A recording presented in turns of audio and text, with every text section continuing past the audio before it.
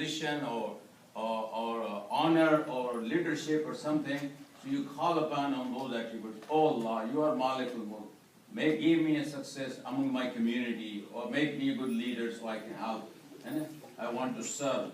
So that's the beautiful attribute, to call upon Allah on those idea on that. That's why Allah has the power, because who do you go actually? And that's why a politician, if they're important, if they know the Quran, they will get this idea who to call upon actually. Yeah, whatever. So either way, send it to both actually. So, okay.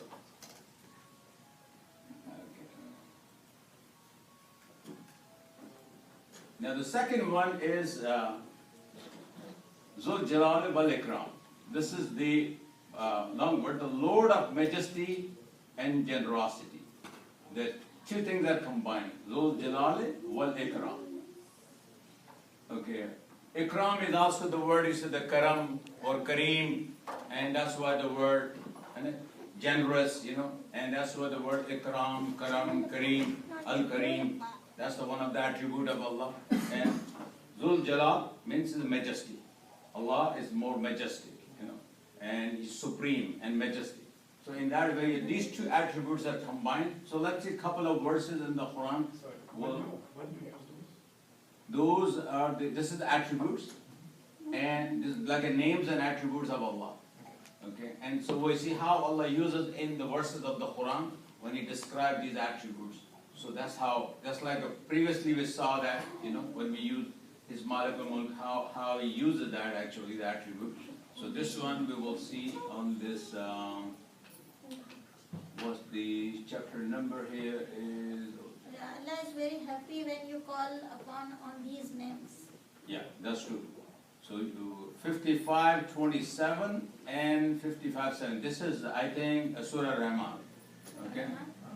55:27 and 78 actually. These attributes are in Surah Rahman. 55. Ar-Rahman. Ar-Rahman itself is the attributes of Allah. Ar-Rahman means the most merciful. And this is the name of the surah, is Ar-Rahman. And the attributes here is 20? 27? 27. It is the last word. And one is 78, I think, and one is 27. Okay. Right. No, I think.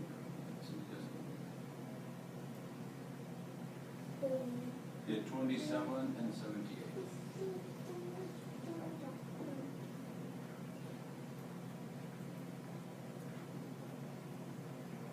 Okay.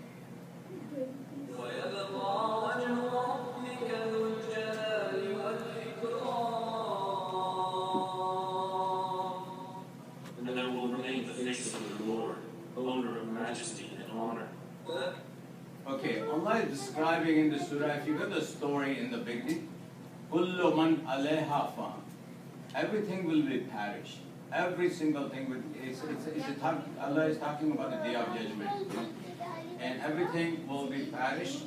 So, Kullu man alayha fan. Everyone upon the earth will perish. Everything will be perished. وَيَبْقَى وَجْهُ رَبِّكَ ذُو الْجَلَالِ وَالْإِكْرَامِ. This is the attributes of Allah, ذُو الْجَلَالِ وَالْإِكْرَامِ. Says, and there will remain the face of your Lord, the honor of majesty and honor. So everything Allah created, and after that, like we explained to you, Allah is uncreated, eternal.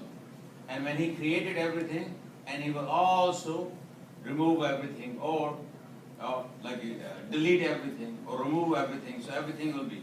So, but Allah Himself will never be deleted, because He is eternal, He's always existed.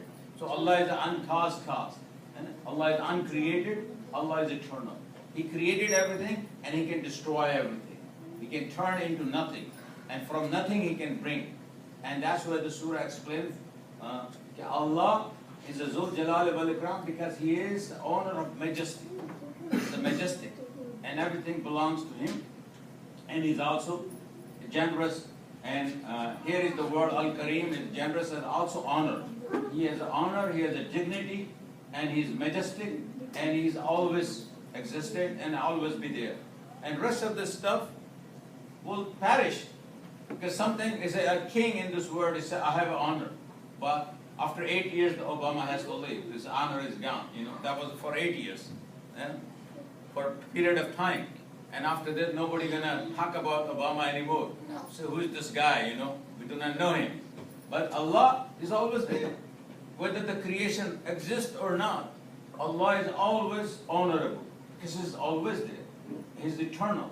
So that's the difference here. The king can have honor for a certain time, for 10 years, 15 years, even until he's died. He's gone. After that, he will never gonna have honor again. Allah has honor always. His majesty. So Dhul Jalali wal Ikram. So everything will perish except Allah. Let's see, go further. Another one we can have a time, so we'll do it. Al-Muqsit. There is one of the attributes of Allah is equitable, the requital. That means this is the attribute Al-Muqsit. You have heard one attribute of Allah is Al-Adl. Allah is Al-Just. Now let's see, two people, you want to do justice. Two people have a same size, same weight, same height, and same desire for food. You got two bread, you can give it to one bread and one bread. So you did the justice because you give one bread. That's the word you can use, Al-Adl, because Allah is Al-Adl, Allah can do the justice. But what happened? A person is twice the height, twice the size, and has a big fat guy. Another one is a skinny guy. He has a bigger stomach, and he is hungry. Now, would you give one bread and one bread to this guy? Huh? That's different thing. Let's see, is it naturally like that? Let's see, it's naturally like that. You have to give the more to the one who has the more need. Maybe he need a bigger clothes, he need a bigger thing. So when Allah created a system. So there are things in the creation, they require more, some require less, some require. So what Allah will use the word? Al-Muqsit, because Allah is Al-Muqsit.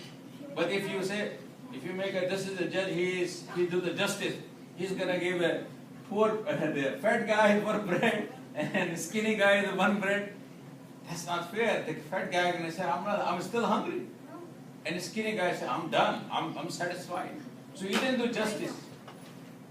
But if you are Al-Muqsit, if you are a judge with the knowledge and wisdom that Allah has, then you will give two bread and one bread, and then you will do the justice like that. So at least you will. I'm just giving an example that how this word Al-Muqsit applies when Allah uses this word. So we'll give an example in the Quran to how Allah is using this word, so we'll understand more. So this is a 3:18. Let's go to 3.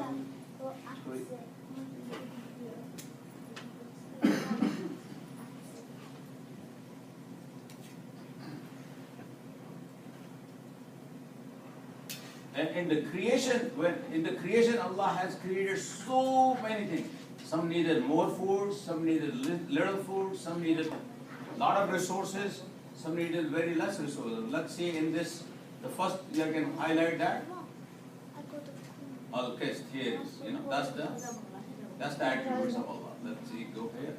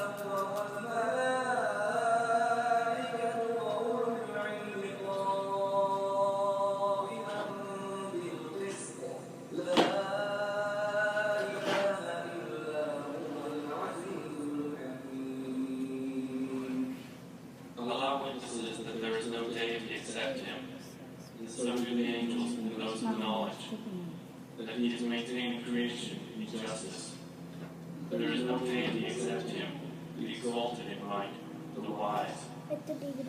Oh, beautiful. Look at that. What Allah subhanahu wa ta'ala is saying that? First He says, Allah witnesses that there is no deity except Him. Yeah, Allah is witness everything. He created, and then Allah says, Allah is witnessing. So that means there is no God beside Allah. Because otherwise somebody else is going to be maintaining the creation. You know, somebody else will be maintaining the creation. So Allah witnesses everything. He created and He witnesses everything. And then He says, and so do the angels. And the angels He created also are witnessing what's going on. And those of knowledge and the people, Allah gave them knowledge and wisdom, like I said, how everything, you know, all the believers, they look into the universe and it's an amazing thing. They also witness the whole thing. Now, these are the witness. And then what Allah is saying? That He is maintaining the creation in justice. And the word injustice here is Al-Muqsid. Allah is Al-Muqsid. So Bilqis. This is the word He uses. Okay?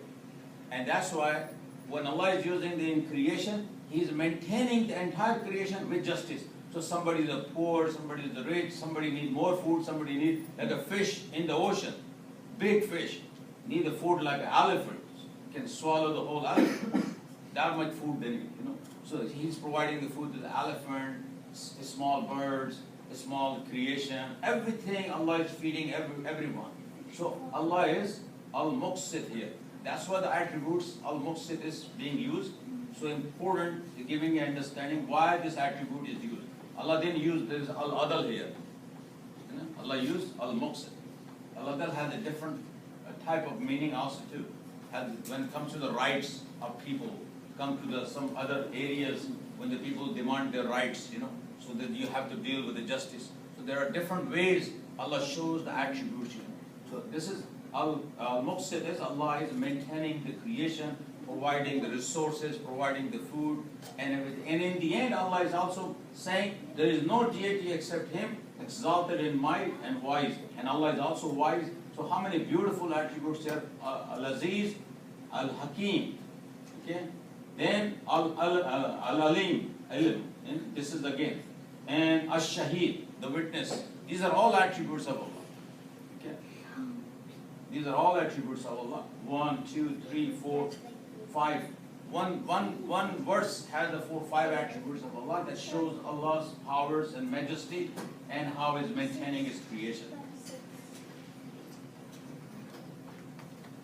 Okay, let's see if any other verse beside it. That's the only verse actually in this. Okay. And other one, let's see, go one more. Al-Jami. Allah is the one who gathers everything. Or the unifier, or sometime when the people will be gathered in the Day of Judgment, Allah will bring them for everybody in the Day of Judgment to the justice and reward and punishment, everything going to be on that day.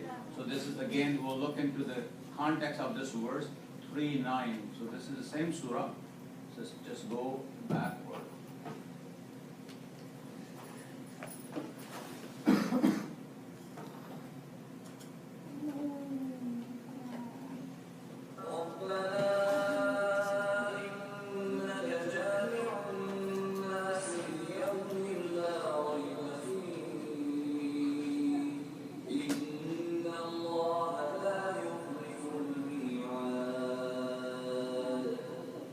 Our Lord, surely you will gather the people for a day about which there is no doubt. Indeed, Allah does not fail in His promise. See, now again Allah is just simply describing in this verse about the Day of Judgment. O Lord, surely you will gather the people for a day about which there is no doubt. Indeed, Allah does not fail. Allah does not fail in His promise. Okay. So there will be a Day of Judgment. So there should not be any doubt. And in that day, everyone will be resurrected. Everyone will be gathered. So the one who will gather is Allah. So what will attribute of Allah is Al-Jami, the one who gathers. That's where the word Jummah comes. When it says Jummah, it's also a word from Jami, but the Jummah is a gathering of people. That's where the word Jummah comes. You know, the people gather to pray to Allah. So Allah is Al-Jami, and people gather to pray Allah. In the Day of Judgment, everyone will be gathered in the Day of Judgment. In Makkah and Arafah, everybody gathered to pray to Allah. So people have a gathering on this earth to memorize, to recite, to praise to Allah, to do the zikr of Allah, or to worship Allah. So Allah, people gather. But in the Day of Judgment, Allah will gather. So still, Allah Al-Jami, He gathers people. So why you come to masjid? Because you feel that Allah is calling me. Allah is calling me, that's why I go to pray. So Allah is Al-Jami. So He is the one who gathers people. And this is another way we can look into it, in this idea that how these attributes of Allah are so powerful and sweet. After that is, we're going Al-Ghani and Mughni. There are two more attributes here. The Ghani in the Arabic word is Ghani, and in the Urdu word also will say somebody named Ghani means he is a very rich person, but he also spent in the way of Allah. Ghani means God gave him a wealth, but he spent in the way of Allah. He gave it to poor people. He built the mosque. He built things. He built a facility for poor people, and he helps the community. To the person who have acquired so much money, but he is spent in the way of Allah. So he is Ghani. But Allah is Al-Ghani.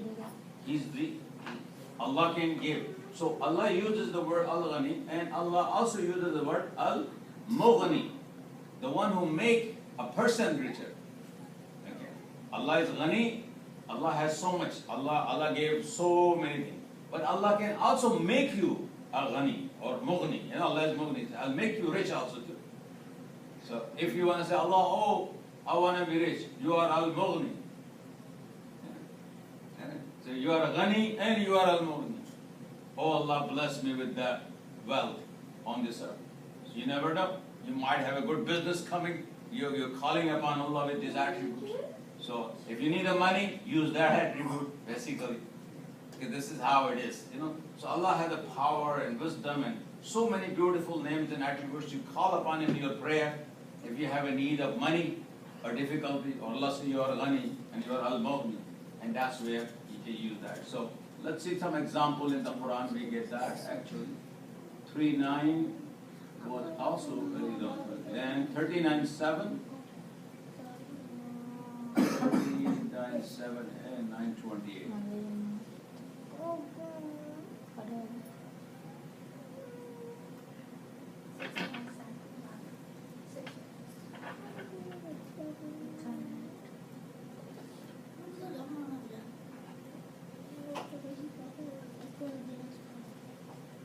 This is the word.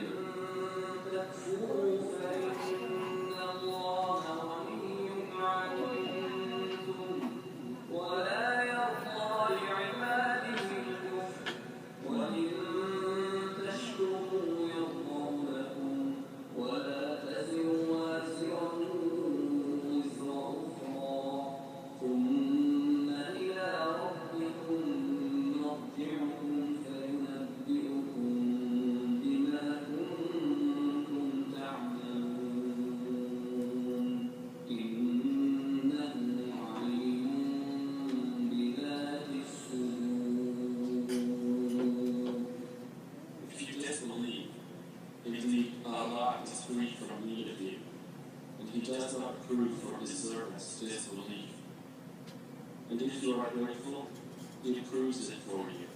And no bearer of burdens will bear the burden of another. Then to your Lord is your return, and He will inform you about what you used to do. Indeed, He is knowing of that within the breasts. Now, here is definitely the context of the verse, but again, the people, Allah gave them so much, but they do not thank to Allah. They do not know if a person gets all the money and wealth and things, who is the one who provides you? It's Allah. Allah makes you rich. Allah is Ghani, and Allah is also Mughni. He is the one. And that person, if does not thank to Allah, that's not good thing.